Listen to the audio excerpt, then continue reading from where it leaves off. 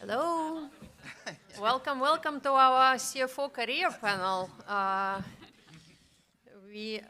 My name is Katerina. I'm a MIT alum and one of the co-organizers for, I believe, around 10 years now. And I'm co-captain of this panel together with Gerard. Gerard is here in the room as well. And thank you for being a good sport, organizing this great team together to share their experiences on how they have become CFOs, and then they all have very diverse backgrounds from which we will learn about all the twists and pivots on the way and the lessons that they have learned along the way.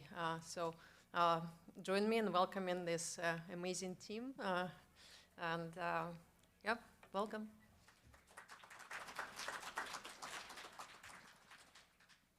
Good morning. Can people hear me? All right, we'll do that.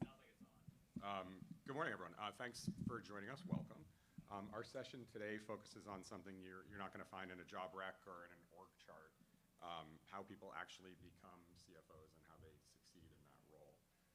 Just a brief word about myself, and then I'll try to get out of the way. I'm Jason Kropp. I'm a partner at Sidley Austin in the corporate and transactional practice here in Boston. After spending almost half my life at another law firm, I joined Sidley earlier this year to help them build and scale out their emerging company venture capital and life sciences practice. I think Jeremy saw that pivot and thought that I might be a person who could successfully navigate this panel. And so it's especially good timing for me and especially timely for me. Our practice focus at Sidley is broad and deep. Here in the Boston office, we focus on representing high-growth companies and their investors across the full life cycle: formation, venture growth transactions, financing transactions, strategic transactions, capital markets. We just closed a $500 million offering for a life sciences company here in the Boston area today, and exits as well. Sidley has a long-standing commitment to working with that market, with emerging companies, investors, private equity, very significant public companies, and the like.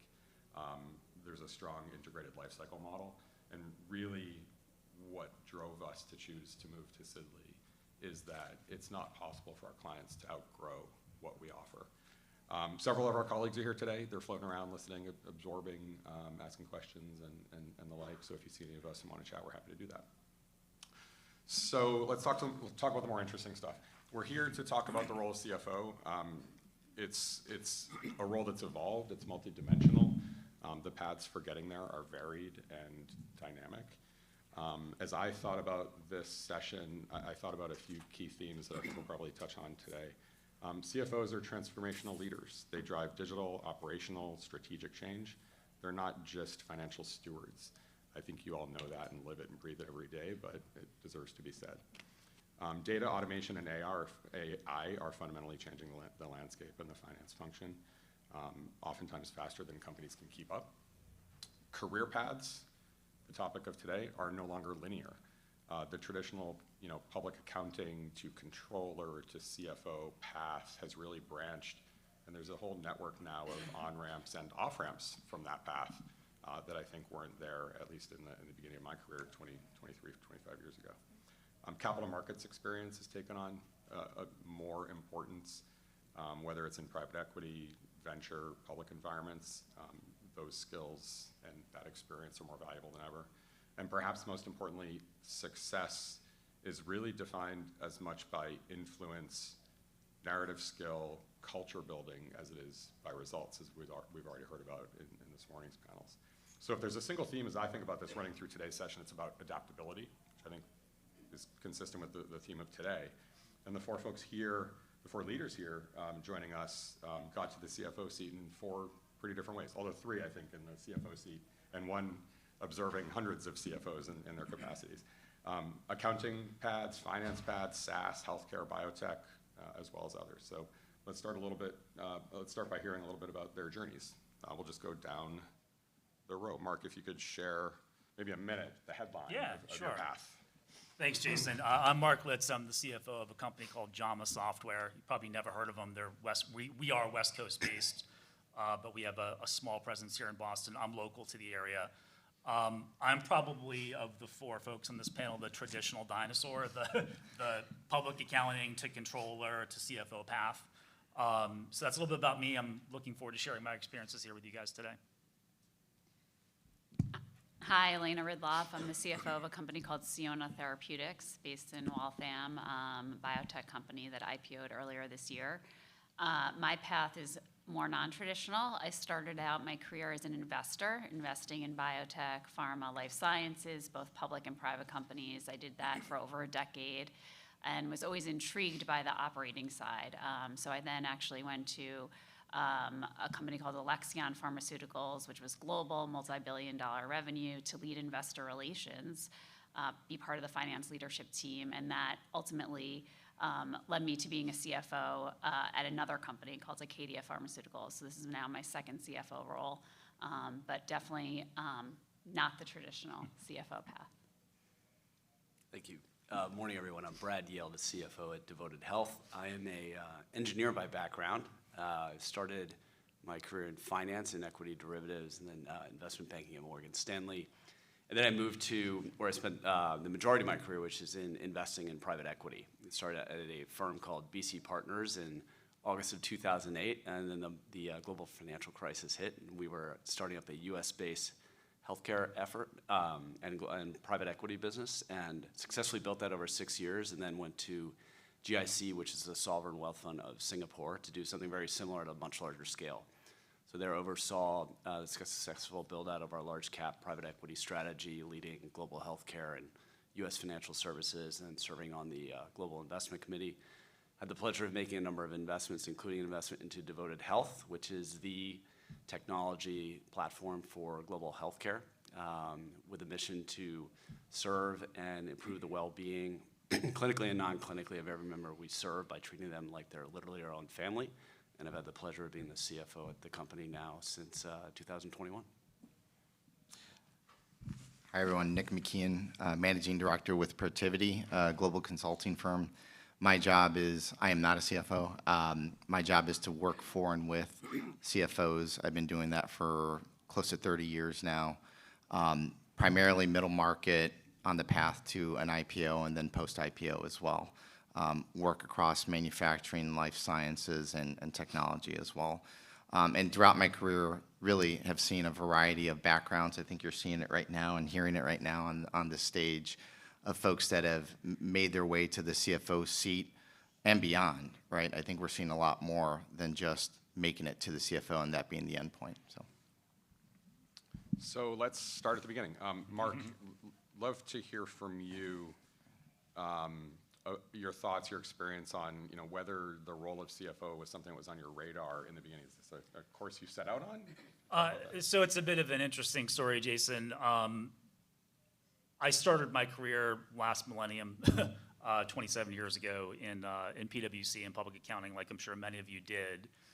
And I thought the traditional path was going to be public for 3 to 5 years, go do some SEC reporting, then assistant controller and controller. And I followed that path. For reasons I can't really explain, CFO was never on my radar. I said, okay, I'm an accountant, we're gonna go up to the level of controller, and that's basically, where I think I'll end up. And so how I ended up in the seat, I had my first corporate controller position for a public company here in Waltham, actually. It's fairly sizable, 6,000 employees, 550 million in revenue at the time. And I was managing, global accounting and reporting worldwide. And so on a Friday, the CEO called me into his office, and he said, hey, I don't know if you heard, but Don was my boss, the CFO at the time, is retiring. And I said, no, I actually didn't hear that, but keep going. And he said, well, we want you to be the new CFO. You're doing the earnings call on Monday. So that was a bit of a trial by fire for me, obviously.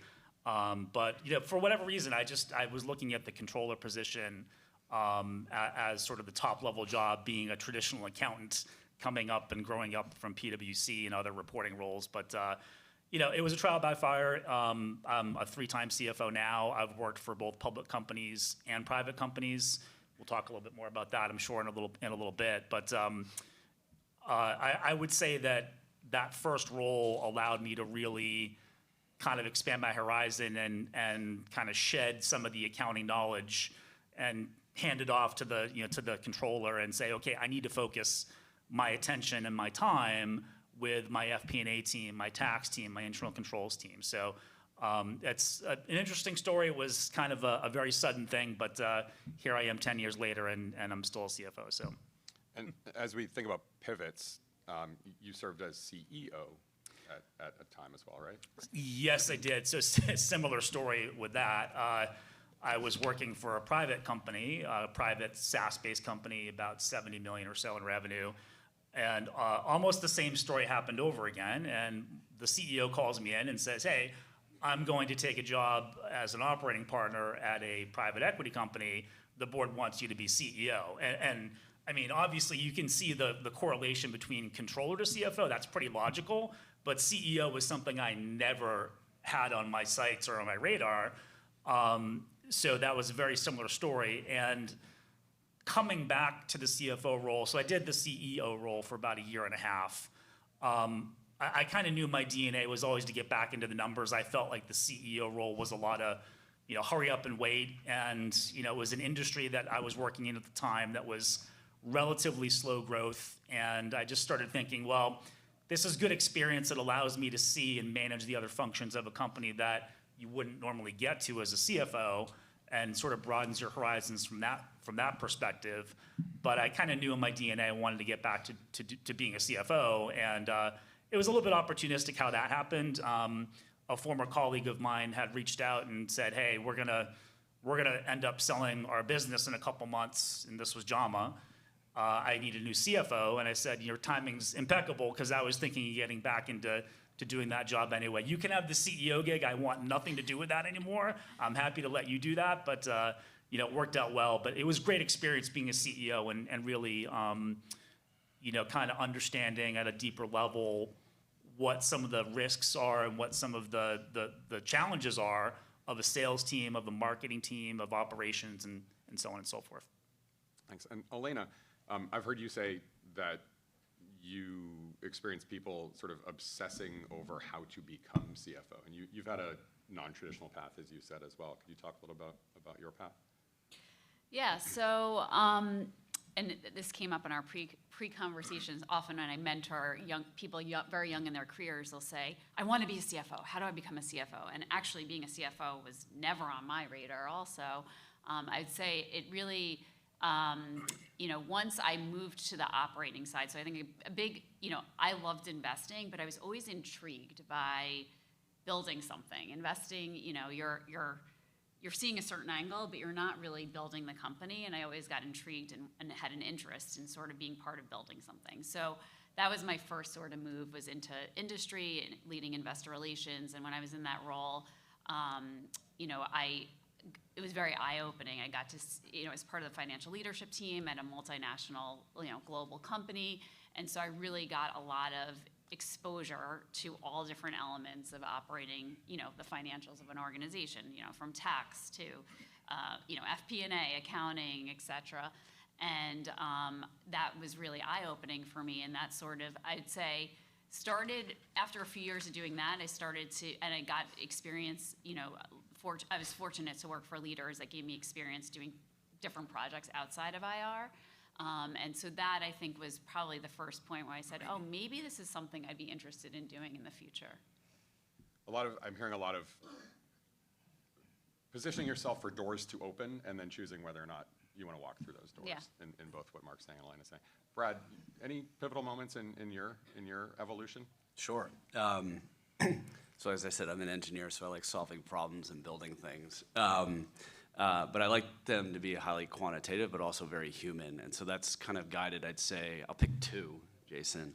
When I joined GIC, it was just a phenomenal organization with just wonderful people focused on a really incredible mission, serving a country that is a true rags to riches story that I think has been, you could actually see it from start to where it is today in one lifetime, which is pretty remarkable. And we had the we had the mandate to preserve and protect the foreign reserves from a country that really had no other natural resources. And so around that, the mandate was to build scale up a large investment function, which was certainly core to experience that others have here and you all may have as well as investing, but it was really building a business and really looking to build it with a real long-term view over time, and had a wonderful opportunity to invest in a number of businesses, work at the board level or even more directly across about 10 to 20 different companies, and really got the view in terms of how businesses work, how they stay on track, and how they really actually get empowered from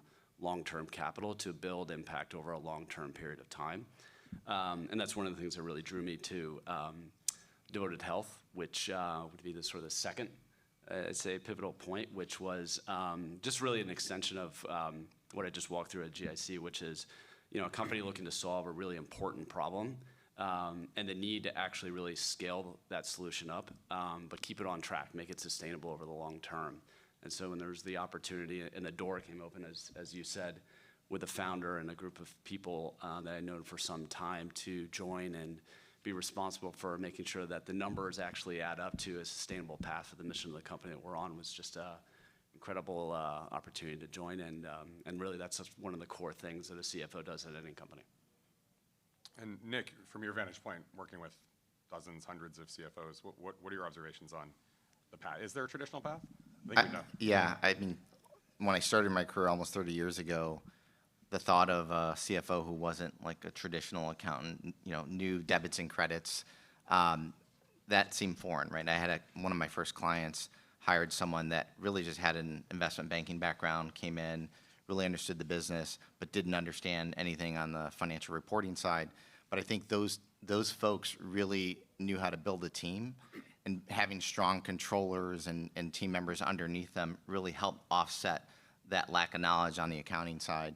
And I think that's kind of the theme that I've seen over the past 30 years, and it's probably accelerated in the past 15 years or so, that you've got these backgrounds now where it's a viable path. You could still go, kind of the public accounting route through the controllership and on up to a CFO role, and then typically you're moving from one company to another to kind of take that next leap. But now to have folks that have more traditional, operational finance backgrounds, those are really valuable, because I think what you're seeing now is CFOs going from the CFO role to the CEO role. So our parent company's Robert Half. Our CEO used to be the CFO, and if you want to, listen to our analyst calls, our CFO reads the script, and he's great. This is not a comment on him, but he reads the script, and every other question gets answered by the CEO, because he just knows the business front to back, right? And you're seeing more of that. I think yesterday, the Papa John's, I don't know if anyone saw the news, but the Papa John's CFO took on the role of EVP International and North American President. So he's overseeing the operations of the stores. That's well beyond just knowing debits and credits and being able to pump out the financials on a timely basis. This is someone who understands the business, and I think those are the skill sets that are really being valued by these companies, by boards, by private equity firms that are looking for leadership for their companies. All right, so you're in the seat. Let's talk a little bit now about some of the skills, attributes that differentiate CFOs from one another. Brad, I'm gonna turn to you. I've heard you talk about continuing on a theme. I've heard you talk about the importance of team. I've heard you talk about the importance of being able to communicate through numbers. I'd love to hear about your thoughts on those skills.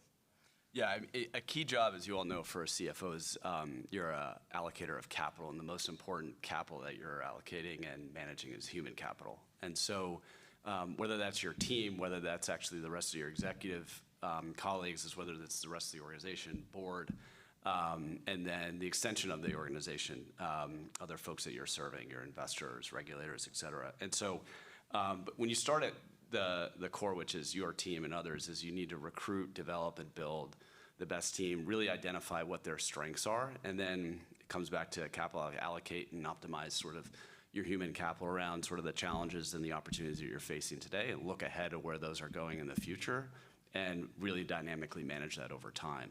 And I think that's super important, and always thinking out ahead in terms of where you're going, and then bringing it back and distilling it down, particularly within your finance organization. How do you match what is the mission, what are our objectives that we're on, and provide context and clarity around the numbers.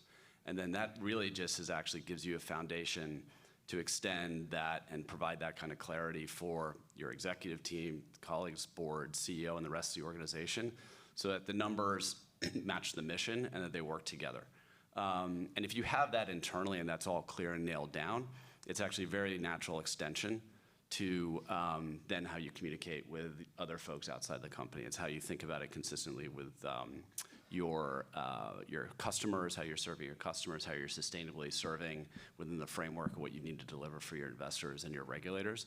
And so the CFO's job is starting first with your team that can really deliver on that, making sure that they're evolving and strengthening, and you're positioning people in terms of where their evolving strengths and interests are, in terms of matching that with the risks and the opportunities of the business, and then driving context and clarity around that and how the mission and the values of the company match the numbers. Kind of want to continue with that, but maybe with a slight evolution, Mark. In preparing for this, you made the point at one point that CFOs often know too much. Yeah. Can you talk about that a little bit? Yeah, sure. So, I mean, this probably goes for any role.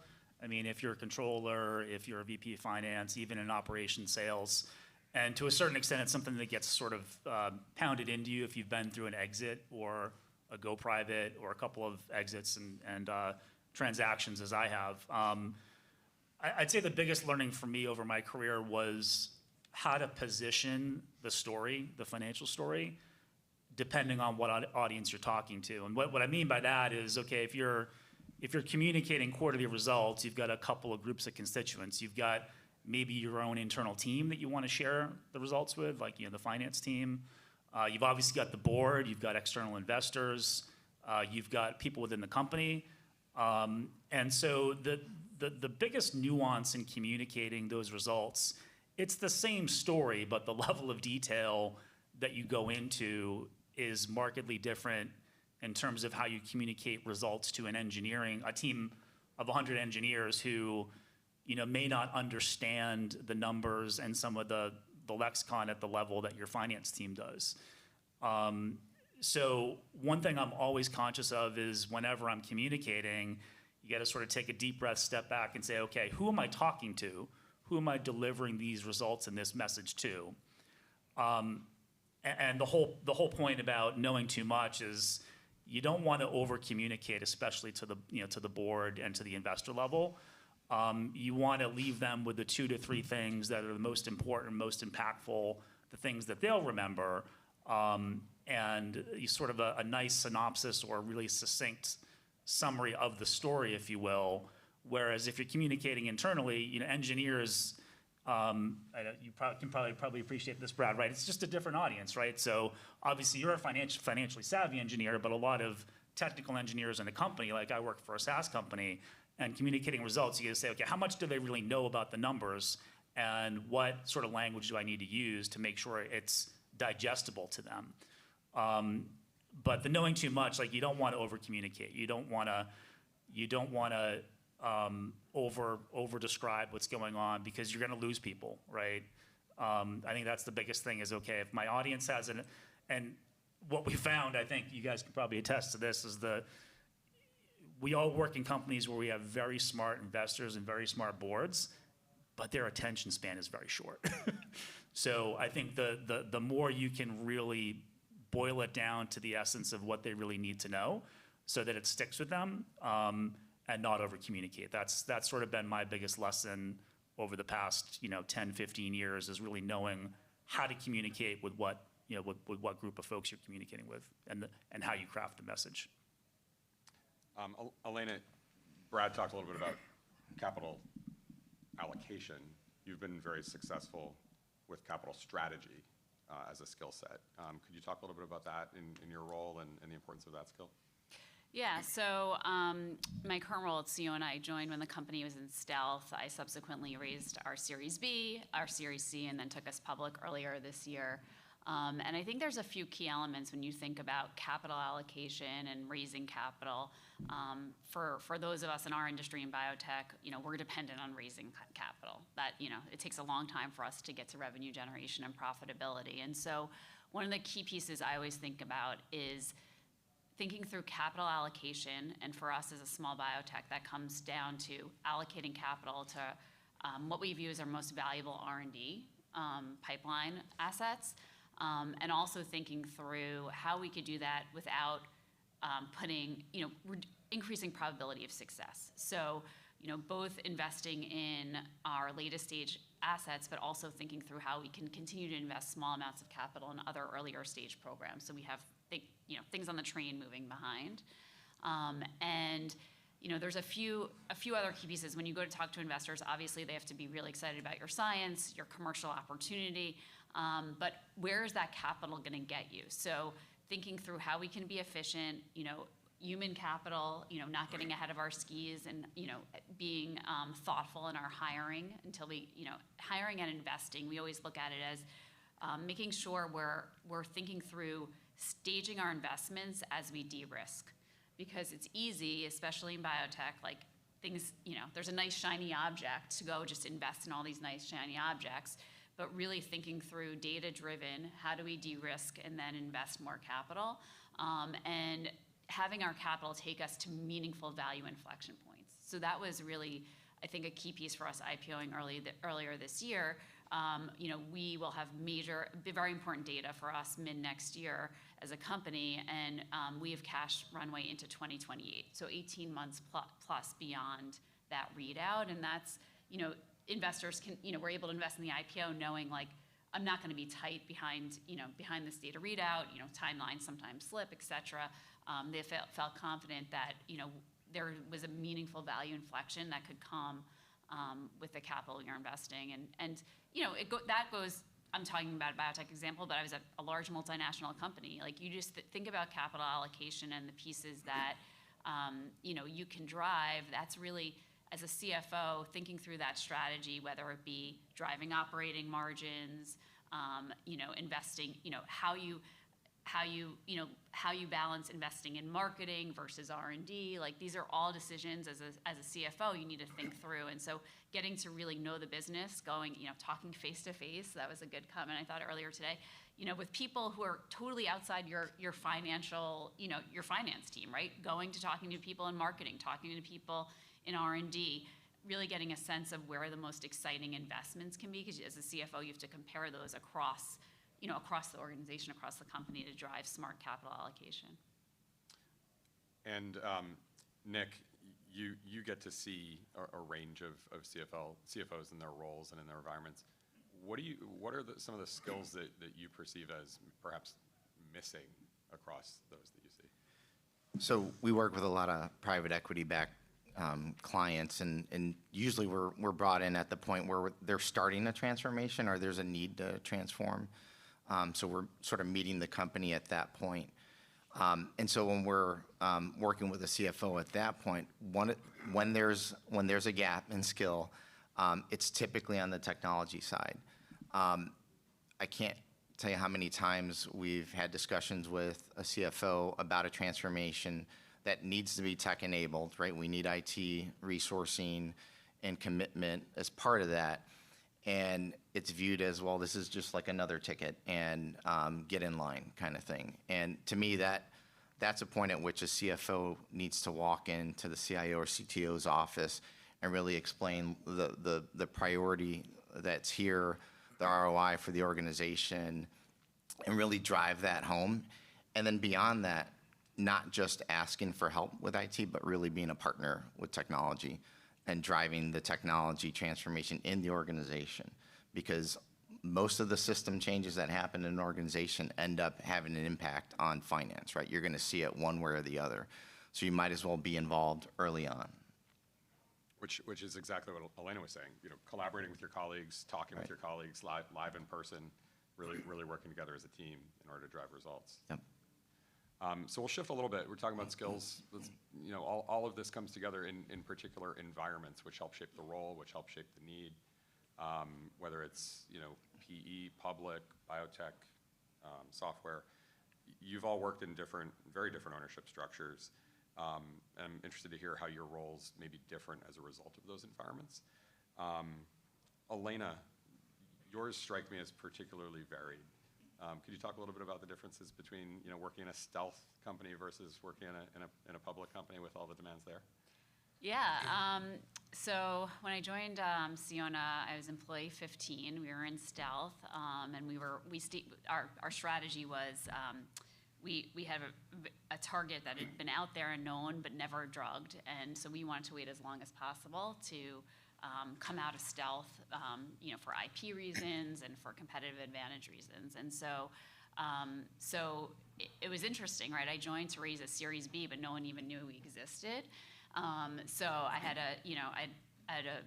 a lot of investor contacts through my previous roles, but I had to reach out, and before I could share anything, I had to ask someone to sign a CDA. So that was a little tricky at the beginning, but people were intrigued, and we were able to, successfully navigate, being a stealth company, getting investors off the bat. Usually investors want to see something, before they sign a CDA, but getting folks early in under the hood, and being able to navigate that.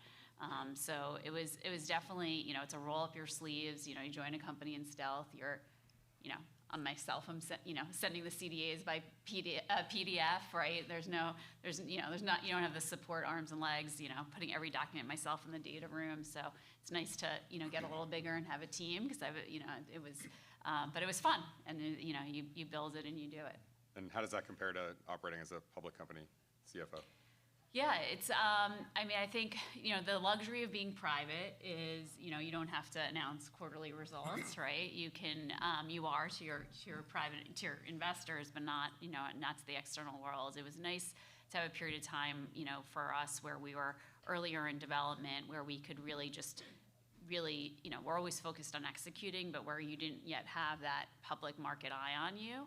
And I do think, there's an appropriate time for, in each sector it's sort of different, but for a company to become public where you're a little more mature and you've de-risked, or you've gotten to a certain revenue threshold on the technology side, where you're then, ready, from a maturity standpoint, but then you need to enable your organization and have your both the people and the communication, and, get a company ready to be public from an employee perspective as well.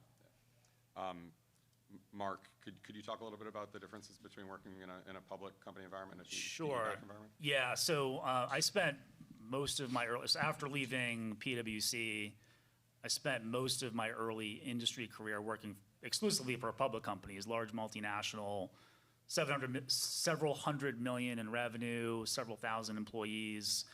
And ultimately, that first CFO job that I described earlier, that was in a public company.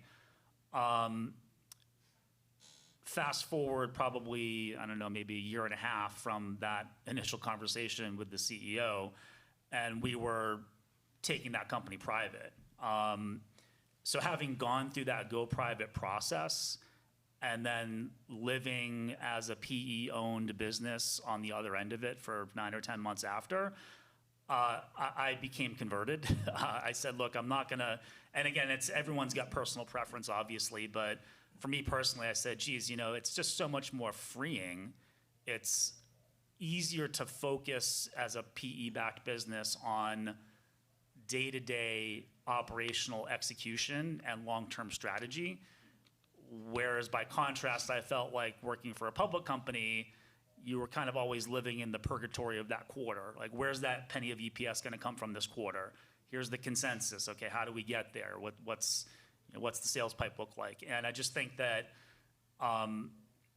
there's so much focus on those 3 months and that short-term vision that, in a PE-backed business, it was just completely different. Like, you're having much different conversations with the board about longer-term strategy. Also within public companies, you've got several subcommittees of the board. You got your governance committee, you got your comp committee, you got your audit committee. Not to say that a PE-backed business is completely devoid of controls and procedure. It's not, but it's just much more fluid. It's just much more easier to manage, in my opinion. I think you're missing one of the high points of working in a public company role, which is you probably get to talk to lawyers a lot more. Absolutely, Jason. Yes, I'm sorry. I should have mentioned that right off the bat. That's all right. That's why I'm here. Just trying to drive the conversation in a positive place. Brad, you've also lived, worked, and succeeded in a number of different environments. What are your thoughts here? Yeah, I mean, on the surface, I guess Working for an investing role at a global sovereign wealth fund is very different from working at a technology healthcare business here in the U.S. But it's really actually quite similar. I mean, it all comes back to basically, again, like aligning the mission and the values with the numbers. And I think the last point is actually the critical key piece for the CFO. And you're basically confronting a similar diagram, which I really enjoyed in the last session next door, which is you're ingrained with making sure that there's clarity and alignment between the mission and the number, so that you're always in that zone where you're making what feels like the tough decision in the short term, but is always actually the long-term and enduring, compounding positive decision in the long term. And the CFO has in each of my role, the CFO or in my last role, that's actually a core thing in terms of actually building something that is enduring and long-term and successful. And I think, so not much has really changed other than, working, I think part of the question was also like in different regulatory environments.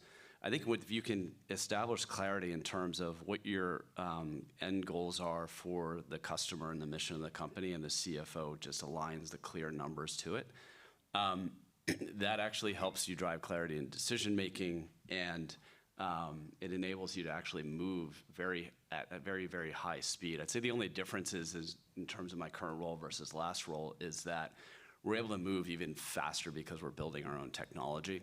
But as far as operating in different regulatory environments, you can actually move at high speed, and the CFO is a critical component to that, and ensuring that basically the numbers make sense and you're sustainably staying on the tracks.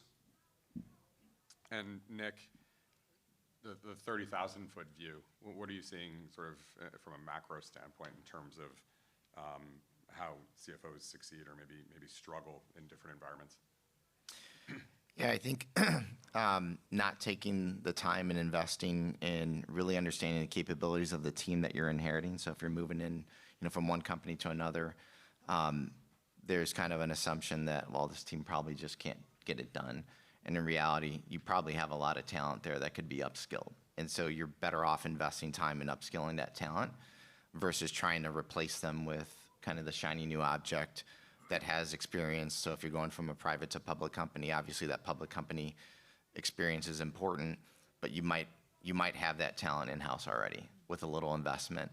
I also think just spending the time to go around the organization, every department, IT, operations, supply chain, HR, legal, and Thank you. Getting a perspective of what they think of finance, what they expect of finance. What do they need from the organization? What have they seen that the organization hasn't provided in the past?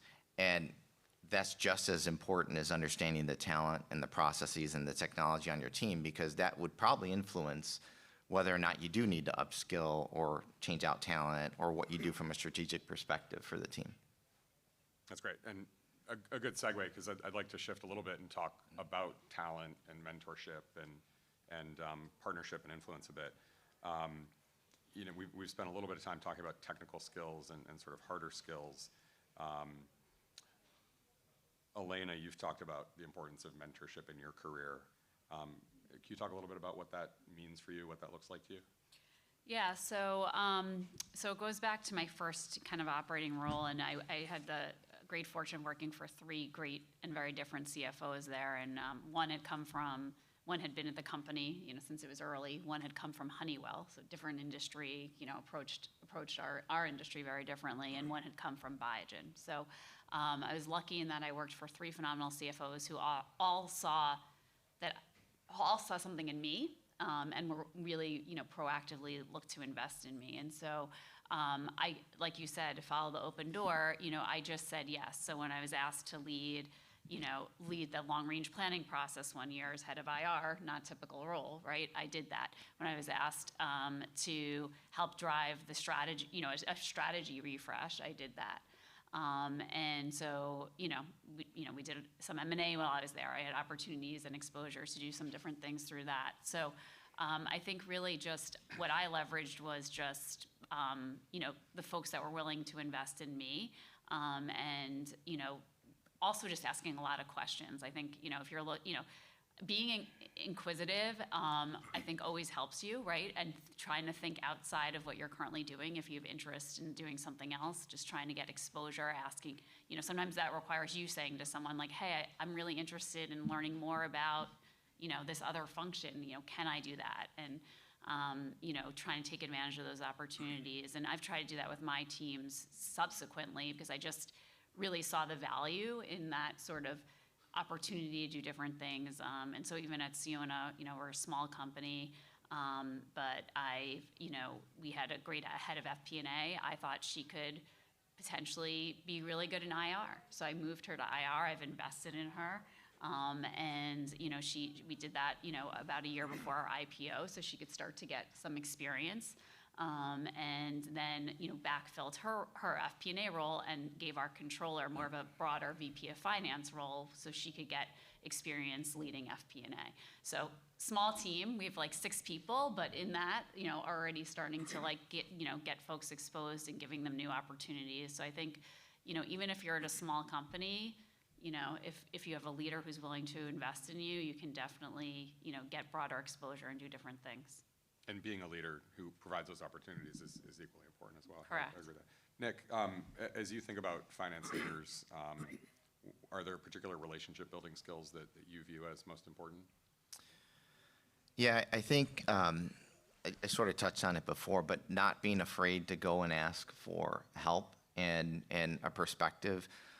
We had I thought about one client when I thought about this question. CFO hired us to come in and help do an assessment of the organization, people, process, technology. Had a list of things that he had as priorities for the organization, and then wanted us to do that interview of the executive team and get that perspective of finance. And we got to the CEO, and he's like, all he has to do is ask. That's all he has to do is ask for help and talk to his colleagues. That CFO didn't last much longer there, but it was just striking that his perspective was, it's not the fault of the organization, it's the fault of that person that didn't go out there and really meet and understand the business. Again, if you're thinking about it as the CFO as the end point, that's fine.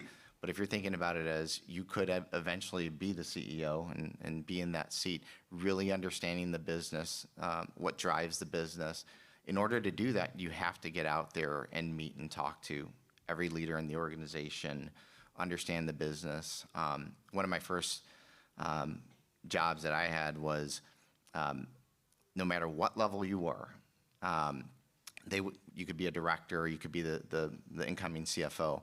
They would send you for 2 weeks to go out and learn the business. You'd go out to the warehouse and you'd pick orders and you'd fulfill those. You'd pack them and ship them and unload shipments, and you go to sit with IT and deal with what they're dealing with and go hear customer service calls.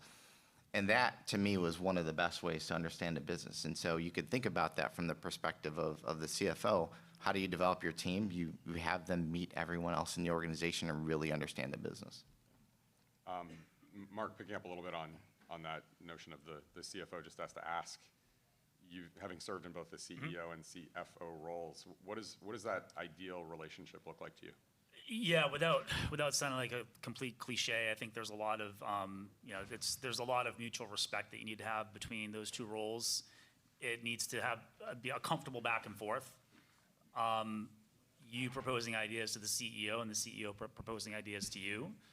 I will say that when I was in the CEO seat, one of the biggest eye-opening things was you'd look around the room with your direct reports, and they'd just all be nodding their heads. And I'm like, guys, challenge me. Tell me where I'm wrong here. I don't have all the answers. So challenge me, and let's have a discussion and a debate. So I think that level of healthy debate, not just between the CEO and the CFO, but at any executive team level, is a good thing. You can get really good outcomes after, kind of batting an idea around and getting different perspectives, and not just deferring to the CEO or not just deferring to the CFO. I think, having that level of collaboration amongst those two individuals and the broader executive team goes a long way in the decision-making process. What do you think about that notion? I think about this all the time in my practice. You know, we're expected to have all the answers, right? Immediate, perfect, excellent advice off the cuff, and we're just not capable of that. I don't know. Right. I don't know everything, obviously. And so an important part of my role is to go out into my organization and find those right answers. You know, seek help, admit where I don't know something. Nick made the point that it's important for CFOs to sort of reveal those questions. What are your thoughts there?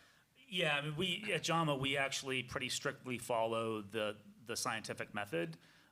So I think one area in the way that we do that is we develop a hypothesis and say, okay, guys, if we do this, then I think this is going to happen. Challenge me if I'm wrong, and then if we have agreement, then let's go off and figure out how to tackle it. So, yeah, I mean, I think it's totally true. Like, we don't have all the answers. We rely on our people to make decisions. We empower them to make decisions, and then when we don't know something, I think we need to go out and reach out to the organization and say, hey, let's have a discussion and a debate about this. And the hypothesis might stand firm after that discussion, and it might not. You might get different perspectives that say, geez, actually, looking at the data, my hypothesis, the return is going to be minuscule, and I thought it was going to be huge. So, yeah, I think it's important to get different perspectives throughout the organization and have that level of discussion, with not just with your peers, but with other folks on your team as well.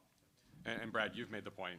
You just used the phrase, but Brad, you made the point that it's important for CFOs to often stand firm and maybe drive toward a particular result, whatever that result might be. How do relationships with the CEO, with the board, inform how you think about that? Yeah, it's a great question. I mean, one of the key things that determines the effectiveness of a CFO, Mark talked about this, is the relationship with the CEO. It needs to be super strong. That means a strong relationship, but it also means it's rooted in a very sort of what I would describe very practically is the CFO has to carry the numbers and the business in their heads at all times, the entire business. So you're constantly prepared, whether you're engaging with the CFO proactively, reactively, or in the ordinary course, to have all the numbers running through your head. So you're engaging at that level and making decisions in terms of the full 360-degree view of the numbers in the business today and where they're going to be over the next 1, 2, 3, 5 years and decades to come. And so if you're engaging that level, you have a strong relationship. That's gonna drive really, really effective decision making and just speed and quality of performance within the business. And then a lot of things then flow down to the rest of the team and then upward to the board from there very effectively. But the CFO's job, of course, is to manage risk. It is to say no at sometimes, but it's also to take risk and certainly also seize opportunity. And so a lot of the decisions that you're making could be actually to say no in either direction, which could be stop, or actually, no, we need to go, and this is why. So we'll transition to a part that I think is potentially going to be most interesting, the sort of think back to your younger self and the advice that you would give to that younger self, or to someone in the room who might be aspiring to become a CFO or the like.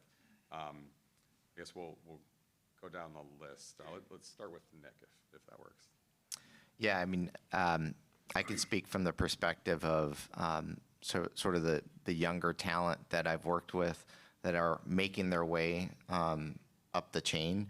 So there's a couple folks that used to be colleagues of mine that are now out in corporate America, and I meet with them pretty regularly on how their career's going, what are they doing, what's next for them, and they both have aspirations to be a CFO. And one of the things that we talked about, and I learned this from a CFO who recently retired, his advice was say yes to the things that sound terrible. Like, we want you to drive this ERP implementation, or we have this implementation that's gone off the rails. We're 2 years into it. It's not going well. Can you come in and do that and lead that for us? Or we're carving out part of our business, and we're not going to, staff that up with external support. Can you help lead that effort for us? And I think his perspective on that was, in doing that, I did really difficult things that really set me apart because I could talk about those things when I was interviewing for my next role, or when a private equity firm came and called me and said, hey, could you step into this? They knew I could handle it. And so that's what I've talked about with them is don't be afraid to take those on, because you're gonna develop almost like rhinoceros skin, that you can really get through the toughest things that they can throw at you and do it successfully. And the fact that they're asking you to even take that on, I think, is a sign that they trust and believe in you. Brad? Yeah, so I think foundationally, just work on problems that you care about and enjoy working on, and do that with just amazing people that share your values. I think that's just foundational advice for anything. On top of that, for a CFO role in particular, I would say practically get a lot of reps. Get a lot of reps with really great people. Get a lot of reps in decision making. Get a lot of reps and opportunities to take risk, to drive results. Reps are actually the input into learning, which is just a huge compounding flywheel that can open up doors. It can develop skill sets. And so I think if you put yourself in a position with those foundational, I'd say non-negotiables checked, in a situation that probably is a company or an area in a company that's really growing, because that just vaccinates against a lot of things that can get in the way of a lot of really good, healthy reps. I think those are really good ingredients to whether you're aspiring to be a CFO or any other high impact and really fulfilling role. Elena, advice to past Elena?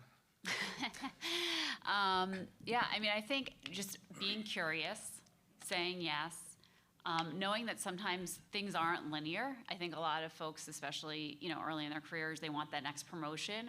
Sometimes, going to take on a role that's lateral and gives you a new experience can actually be a good thing for your long-term development. And all of those things, taking on new role, taking on new project, being the person who says yes, that builds your enterprise thinking, right? Because you're not just thinking in that one role you've been in. You've now gotten, all these different experiences, and that I think, really can enable your progression, and potentially to the CFO role. Mark? Just being self-reflective here, for me personally, I think it'd be being decisive. You sort of have to walk two lines a lot of times, not just as a finance professional, but I think just in life of, okay, we've got data, we're flush with data in today's world. You can use that data, you can stare at that data for days and say, okay, what am I gonna do with this? What should I do with it? I'm gonna go sleep on it, I'm gonna look at it again tomorrow. So I think the advice to my younger self was you got to balance that with trusting your instinct and your gut sometimes as well, and not perseverating over it, because you ultimately, sometimes you just got to go with it, right? So, and I think that applies in a couple different walks of life, in a couple different aspects as a finance professional, whether it's, and I've had all of these experiences, whether you have an open role that you're hiring for and you look at 40 candidates and the hiring process takes 9 months and you still can't find the person you're looking for, well, chances are you probably had that person 6 months ago, but said, I need to see more candidates, I need to see more candidates. So, that could be a use case, if you will, in that regard. Staying at a job too long and not knowing what your next move and what your next path is. I was guilty of that. I probably stayed a year or two longer in public accounting than I should have in hindsight, but it worked out. But I would say just trust your gut. Sometimes you got to balance it with data and information, but you can't perseverate over it. You gotta use your past experiences and trust your instinct a little bit and balance that with the data and the analysis. Thank you. So we've got a few more minutes. If there are folks in the audience who have questions, we're happy to take those. Otherwise, we can keep talking about some questions I've got up here. Anyone?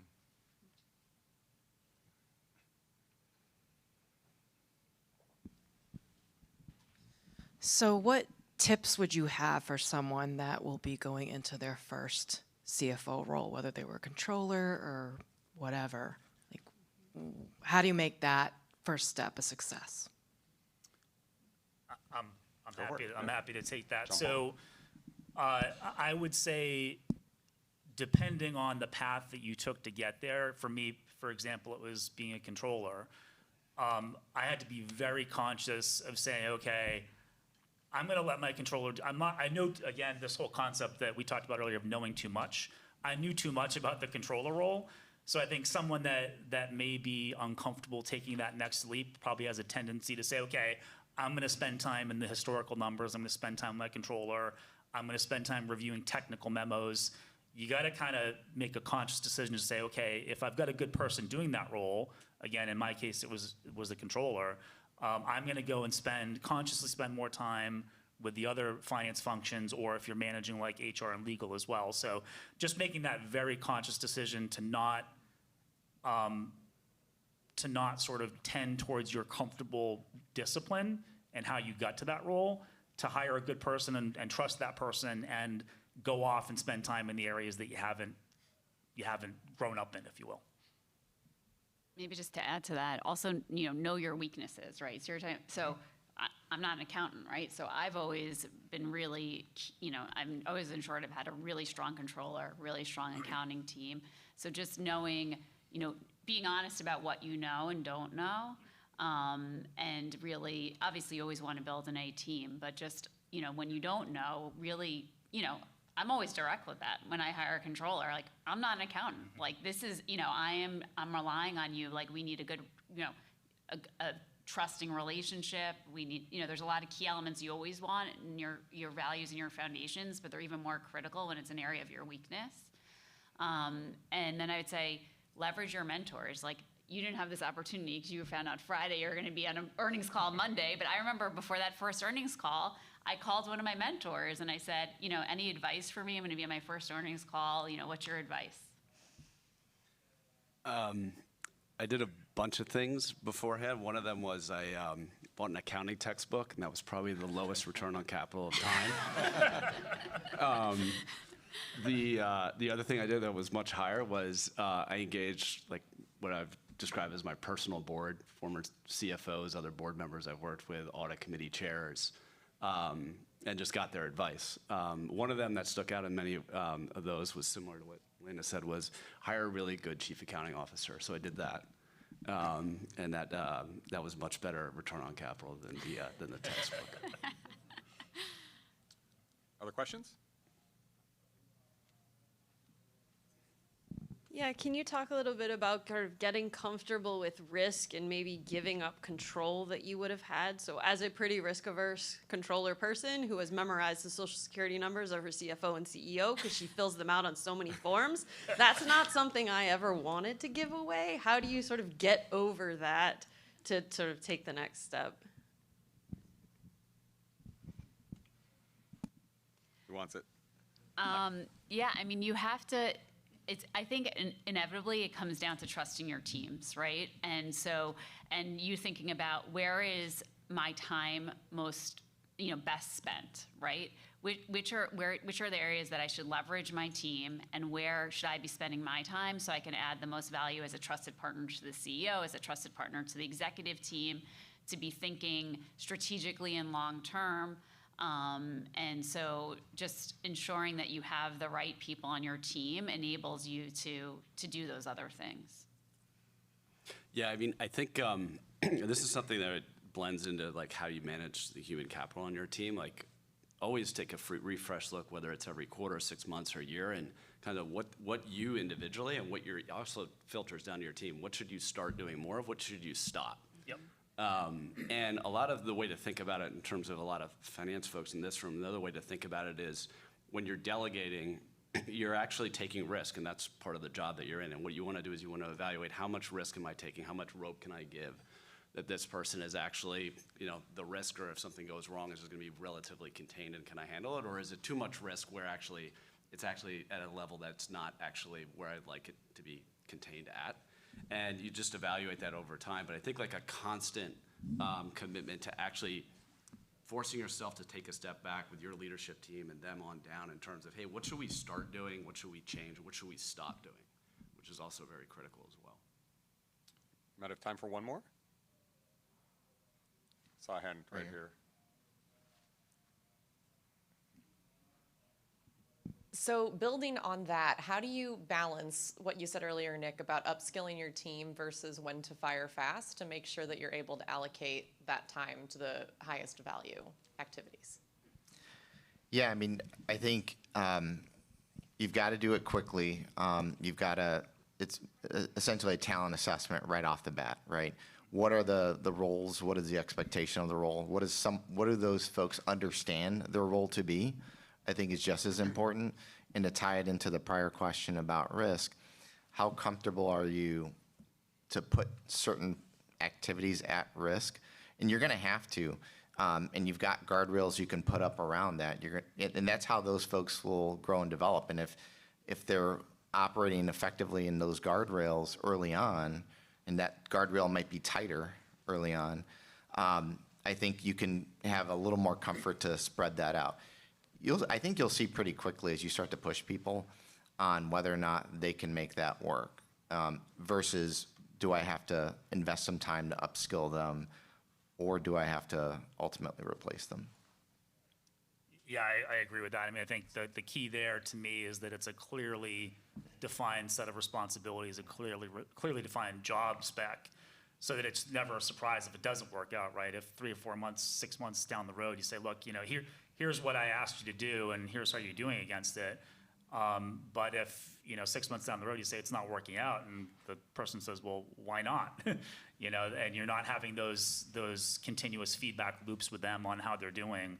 It should never be a surprise. So I think investing. I'm a huge fan and proponent of promoting from within, and investing that time. But at a certain point, you got to make sure that it's going to be the right long-term solution for you, for them, and for the company. Great. Well, thank you to the panelists. From my perspective, this has been a fun discussion.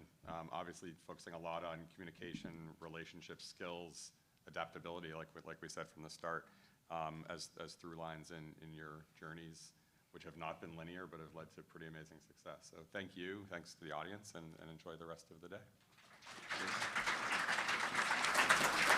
Cheers.